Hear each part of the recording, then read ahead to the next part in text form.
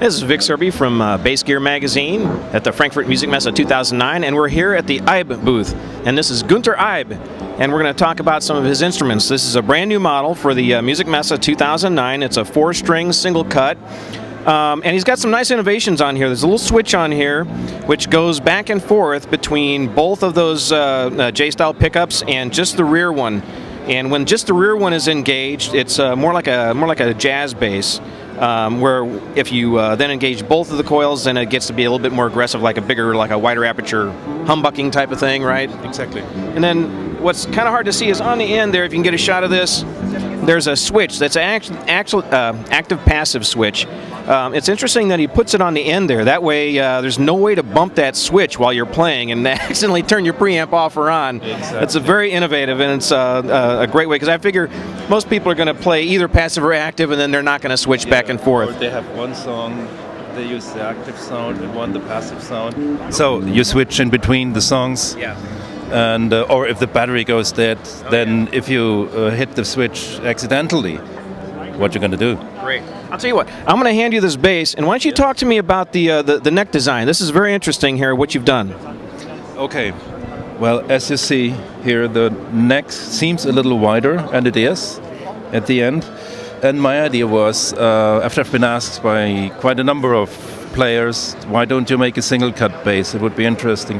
And I thought, well, what disturbs me is that normally the body goes from here to here, and you have the bolts here and here, so you have only half a neck up there. And so I decided to have a full neck profile to the very last fret, and it looks like this. And it's still a bolt-on, and I wanted a bolt-on, because I don't like the neck through, and the customers asked for a bolt-on, because there are many neck through basses available. One of the things I noticed right away when I held this and in the playing position is you've done a really good job of maintaining as much of the neck profile as possible. You've actually cut like a route down in here, so that as you rotate your thumb around the back of the neck, all the way up and down the neck, it feels like you have a regular neck in your hands. Yeah, that was the idea behind it. So you have a real full neck profile to the very last fret. And tell me about the woods in this one. What do you got going on here? The woods, well, basically you see here in the back, that's alder. And on the top, just to get it a nice look and a little slightly brighter sound, I put some veneer of Bubinga on it. It's very thin, but still quite effective.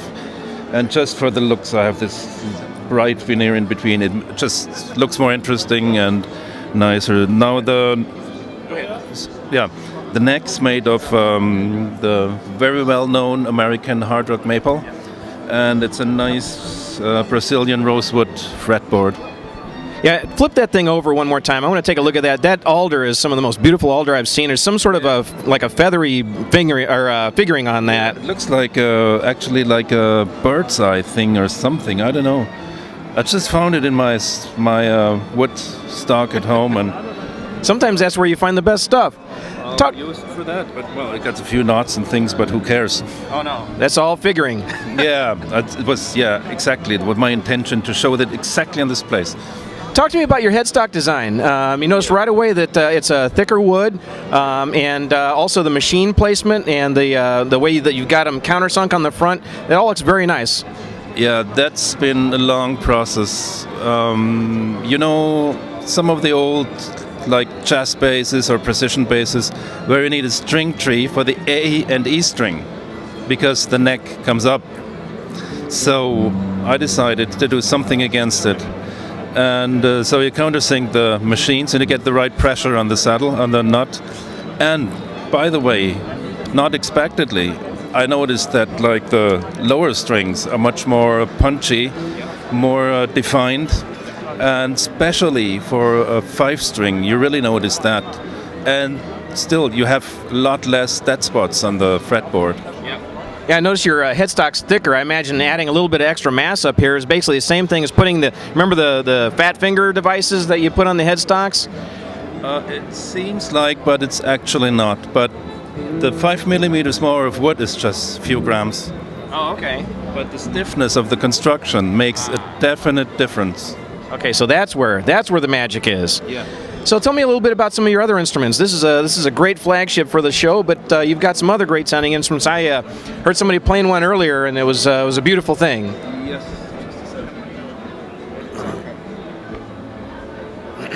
So we have great 5-string fretless. Are those Delano pickups? Yes, they are. Yeah, I just got them in and tried them, and they're very, very good pickups actually. I'm becoming a fast fan of Delano pickups myself. What kind of preamp are you using? It's an Aguilar 2-band. OBP1? OBP1? It's the... Or 2? I don't know what they're called, but it's the one that's cut and boost. Okay, that's the OBP2. Yeah. I think the one is the boost only, and it needs 2 batteries. And You're correct. And no, I didn't want to use this for this bass. And then if we look a little to the left here, there's a one that's got a Music Man style pickup and a single J style pickup. That's a very popular pickup combo I see a lot of builders using. Looks like your Music Man position is a little bit more faithful to the Music Man basses though, so you probably get a fairly faithful Ernie Ball sound out of this as well. Yeah, it's a sort of a compromise of a few millimeters with the Fender position of the rear pickup, because I wanted to have also the split option. You switch off one of the coils, I mean this one, so you have this in a almost Fender-like position. Nice. And here you have an almost authentic Music Man position, so they have a compromise out of both. That's excellent. And these are Häusl pickups, and they're very different to the Delanos, because they're with Alnico magnets. Okay. And they sound very different but great. And looks like an ABS bridge? It's ABM. ABM. Right. Yeah. Correct. What else would you like to add about your bass guitars?